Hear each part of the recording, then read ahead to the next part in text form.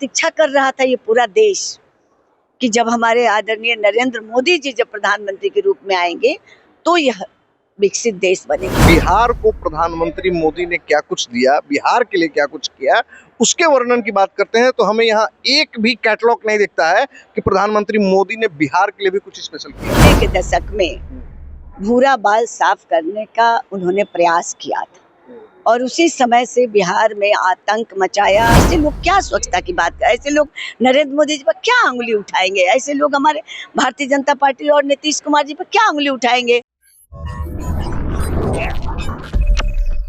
नमस्कार, आप देख रहे हैं ब्रेकिंग बिहार। मैं सुमन कुमार आपके साथ अभी मौजूद हूँ भाजपा प्रदेश कार्यालय में और हमारे साथ वार्ता करने के लिए पालीगंज की पूर्व विधायक उषा विद्यार्थी जी हैं। मैम, बहुत बहुत स्वागत। आज आदरणीय प्रधानमंत्री नरेंद्र मोदी जी का जन्मदिन है और बिहार में विश्वकर्मा पूजा बहुत धूमधाम से मनाया जाता है। हम लोग जैसा मानते हैं कि विश्वकर्मा जी मतलब सृष्टि का रचयिता, और उस दिन हमारे आदरणीय प्रधानमंत्री नरेंद्र मोदी जी का जन्म हुआ तो निश्चित रूप से भाग्य के विधाता ने, या जो धर्म और भगवान में हम विश्वास करने वाले लोग हैं, तो उन्होंने इसी सृष्टि के हिसाब से बनाया होगा कि ये आने वाले दिनों में प्रधानमंत्री बनेंगे और जो काम नहीं हुआ है उसका निर्माण करेंगे और कर भी रहे हैं।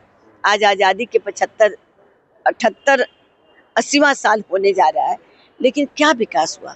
कांग्रेस की सरकार आई, बीपी सिंह की सरकार आई, कई देवगढ़ा चंद्रशेखर जी, कितने प्रधानमंत्री कम कम समय के लिए बने, लेकिन लगता है कि प्रतीक्षा कर रहा था ये पूरा देश कि जब हमारे आदरणीय नरेंद्र मोदी जी जब प्रधानमंत्री के रूप में आएंगे तो यह विकसित देश बनेगा। कई विदेशों में कई देश बट गए और आज आप देखिए स्विट्जरलैंड और कहां से कहां पहुंच गया, और हमारा देश आज़ादी के 47 साल के बाद भी आज वहीं के वहीं थे। लेकिन जब से सौभाग्य की बात है कि प्रधानमंत्री जी जब प्रधानमंत्री के रूप में शपथ ग्रहण लिया, बस वहीं से उनकी यात्रा प्रारंभ हो गई। महिलाओं के लिए, किसानों के लिए, स्कूल के लिए, विद्यालय के लिए, और हर चीज जहाँ मैंने आश्चर्य तो यह होता है कि वो छोटे छोटे ब्लॉकों में हम लोग जब काम करते हैं डब्बा रखवा दिया कि आप डालिए अपनी समस्या और हम तक बात पहुंचेगी। पहले के प्रधानमंत्री को तो लोग फ्लाइट में चढ़ते होंगे, सुनते थे, नीचे फेंक देते थे समस्याएं जो है वो रह गई नीचे, लेकिन नहीं, प्रधानमंत्री तक पहुंचा और उसका निराकरण हुआ। और आज हम कह सकते हैं कि स्वतंत्र भारत में युवाओं का निर्माण हो रहा है। किसानों के लिए नए नए योजनाएं चल रही हैं, बच्चियों के लिए चल रहा है, महिलाओं के लिए चल रहा है, ट्रेन, प्लेन, सारे चीज। बहुत सारी चीजों को हम देख रहे हैं मैम, हाईलाइट किया गया है। जैसे कि ऑपरेशन सिंदूर की बात करें, अनुच्छेद 370 की बात करें, श्री राम मंदिर की बात करें, या डिजिटल क्रांति जो हुआ, अंतरिक्ष अनुसंधान केंद्र हुआ। 11 साल में प्रधानमंत्री मोदी के नेतृत्व में हमें भी ऐसा लगता है, आम जनता जिस प्रकार से कहती है कि बहुत कुछ कार्य अच्छे हुए हैं। लेकिन इतनी बड़ी प्रदर्शनी की जगह है, पूरे भारतवर्ष में उन्होंने जो भी कार्य किया है उसका बहुत सुंदर वर्णन किया गया है, बखान किया गया है प्रदेश भाजपा के द्वारा। लेकिन अगर हम यही तौलते हैं और नापने का प्रयास करते हैं कि 11 साल में बिहार को प्रधानमंत्री मोदी ने क्या कुछ दिया, बिहार के लिए क्या कुछ किया, उसके वर्णन की बात करते हैं तो हमें यहाँ एक भी कैटलॉग नहीं दिखता है कि प्रधानमंत्री मोदी ने बिहार के लिए भी कुछ स्पेशल किया। देखिए, आप क्या कुछ छूट गया क्या? नरेंद्र मोदी जी बिहार के लिए कैटलॉग देखने की जरूरत नहीं है। मना स्थिति और बिहार के हर 15 दिन पर प्रधानमंत्री आके नई नई योजनाएं दे रहे हैं। जैसे ऑपरेशन सिंदूर और बाकी सारी चीजों के लिए कैटलॉग लगा ना मैम, तो बिहार के लिए भी कुछ कैटलॉग लग सकता था जिसमें कुछ अच्छा काम किया। अब देखिए, आप तो अब ऐसे ढूंढेंगे कि क्या लग सकता था, क्या नहीं लग। बहुत सी ऐसी चीजें हैं जो प्रधानमंत्री ने किया है और हो सकता है हम लोगों से छूट जाए, लेकिन प्रयास मान रहे हैं ना कि आप भाजपा वालों से कुछ छूट गया। बिहार में क्या क्या उन्होंने से कभी कुछ नहीं छूटता। भाजपा वाले तो दिल दिमाग से दिन रात अनवरत प्रयास कर रहे हैं कि क्या चीज और हमारे बिहार में आ जाए। आपका मेडिकल कॉलेज आ गया, इंजीनियरिंग कॉलेज आ गया, अस्पताल नए नए बन रहे हैं, और पुल पुलिया तो हम लोग सपना में भी नहीं सोचते थे कि प्रधानमंत्री जी के माध्यम से इतने, गंगा में इतने पुल बनेंगे, इतने रोड, सड़क। कभी कभी तो लगता है कि दिल्ली तो नहीं बन जाएगा या उससे भी आगे जाएंगे, मेट्रो ट्रेन, बुलेट ट्रेन। तो ये सारी चीजें जो प्रधानमंत्री जी ने दिया है, आज उनका जन्मदिन है, हम लोग आज खुश हैं, उनके कामों को याद कर रहे हैं। मुझे बहुत सा स्मरण है जब मैं प्रधानमंत्री जी से मिलती थी, कितने सहज सरल, जब वो भारतीय जनता पार्टी के राष्ट्रीय महामंत्री हुआ करते थे। उस समय हम लोग 95 में चुनाव लड़े और 2000 में टिकट मिलने के लिए हम लोग बहुत परेशान थे, और वो 2000 में वो प्रदेश राष्ट्रीय महामंत्री थे। तो चूंकि उनका स्वभाव बहुत सरल था, सबसे मिलना था, ऐसे कार्यालय में घूमते रहते थे। आज के महामंत्री जैसे नंबर लगाइए मिलिए नहीं, वो घूमते रहते थे, अगर मिल गया तो सबसे बात करते थे।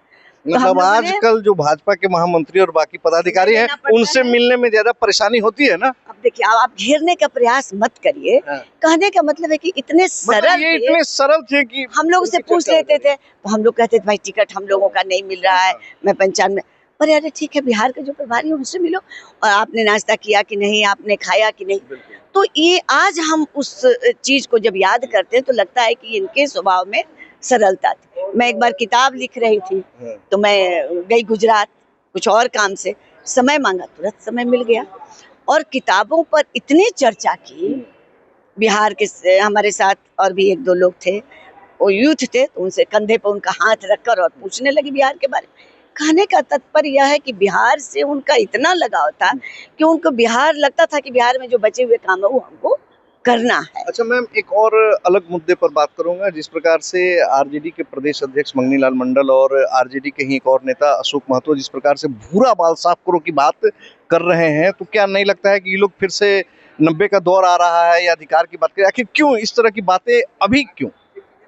देखिए, भूरा बाल साफ करो लालू जी का नारा था। 90 के दशक में भूरा बाल साफ करने का उन्होंने प्रयास किया था, और उसी समय से बिहार में आतंक मचाया, और इतनी बड़ी बड़ी घटनाएं महिलाओं को लेकर, ऑफिसर के बीबी को तंग करना, बच्चियों को स्कूल नहीं जाना, मैंने डर और भय का जो आतंक था, आज भी लोग उस 90 के दशक का जंगल राज जिसका नाम दिया हम लोगों ने, वो उस समय की भूरा बाल साफ करने में था, और आज भी लोग याद करते हैं।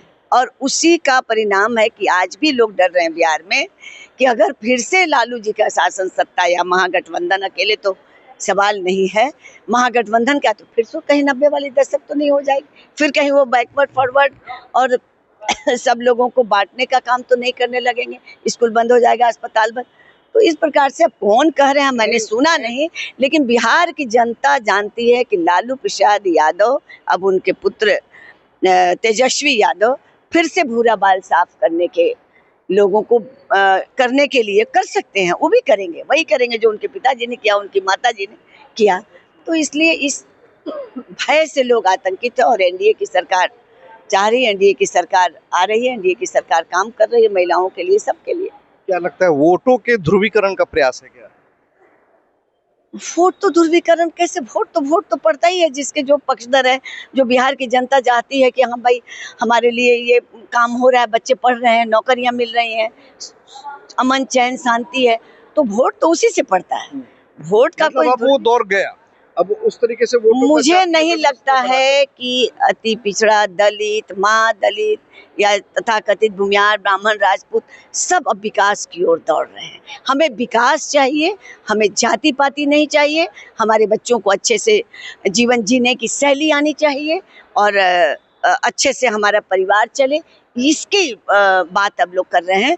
अब वो जो लालू यादव जो कहते थे और लोगों को डराते थे जात पात में बांट कर वोट लिया, मैं पूछना चाहती हूँ, आप बताइए कि कितने यादव समाज के लोगों को, बच्चों को नौकरी लग गई है जो उनके बलबूते पर लगा, और जिसको लगाया उससे जमीन लिया, लगाया उससे उसका चीज वसूले, जो आज पकड़े जा रहे हैं आज जेल में।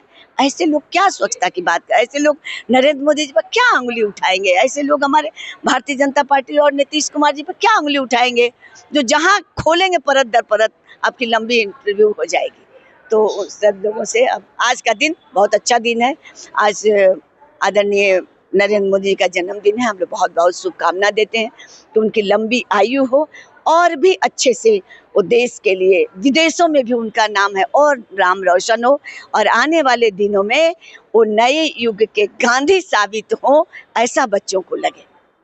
तो जैसा कि आपने देखा, पूर्व विधायक उषा विद्यार्थी थी और लगातार कह रही हैं कि देखिए 90 का दशक लाने का प्रयास किया जा रहा है, और जिस प्रकार से जाति में लोगों को तोड़ा जाता था वैसा कोई प्रयास अब सफल नहीं होने वाला है, क्योंकि अब हर जाति, चाहे वो दलित हो, अति पिछड़ा हो या सवर्ण हो, वो विकास करना चाहता है, अपने घर में रोजी रोटी कमा कर लाना चाहता है, अपने बच्चों को पढ़ाना लिखाना और अच्छा रोजगार प्रदान करना चाहता है। और तेजस्वी यादव का मंसूबा ये किसी भी तरीके से सफल नहीं होगा और वो अपने पिता लालू प्रसाद यादव की तरफ बिहार को जातियों में नहीं बांट के कुछ कर पाएंगे। खबरों में फिलहाल इतना ही, तब तक के लिए दे इजाजत, नमस्कार।